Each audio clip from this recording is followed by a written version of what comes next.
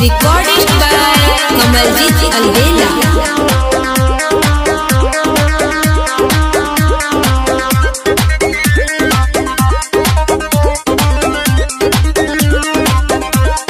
काहे बैठल बाड़ू बोला मुहला ढका के तबीयत खराब बाकी थकल बाड़ू धाके कहत ले आदि दवा मेडिकल से जाके रुसल बाड़ू हमारा से केवन कमी पाके आज जनी रोका दुआरा पखोखा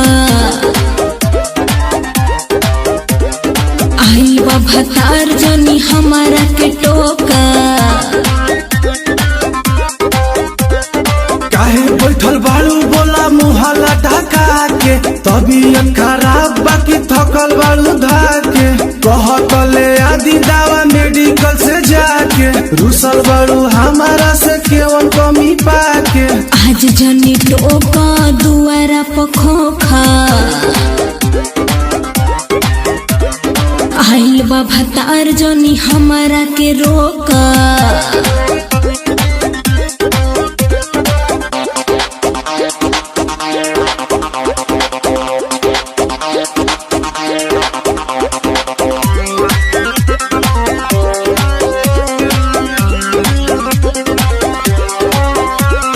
सुनली तो यार प्यार टूट जाई हो अही हो भतार जब सूत जाई हो देखी तहर लुके रूपे गड़बड़ बुझाता लागता किसान ही में गिले होई आटा आज जनी रोका दुआरा पखोखा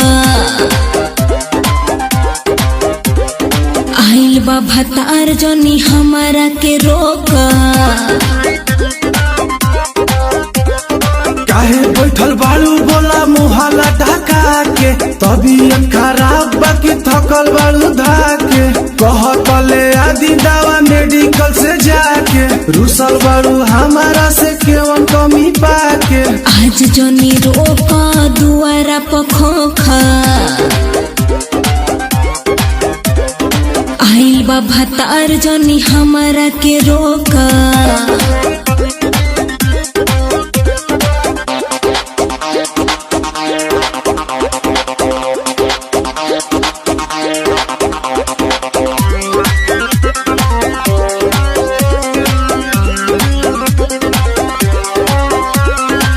खाना नाराज तनियास करहो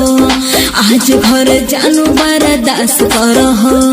काहे तू सोसिलावा के कोइले बड़े पागल पीछे तोरे झटावा सुमेर बाटे लागल आज जनी टोका दुआरा पखोखा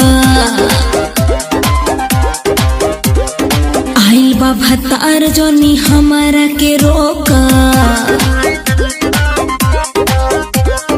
काहे बैठल बाड़ू बोला मुहला ढका के तबीयत खराब बाकी थकल बाड़ू धाके कहत ले आदि दवा मेडिकल से जाके रुसल बाड़ू हमारा से केवन कमी पाके आज जनी टोका दुआरा पखोखा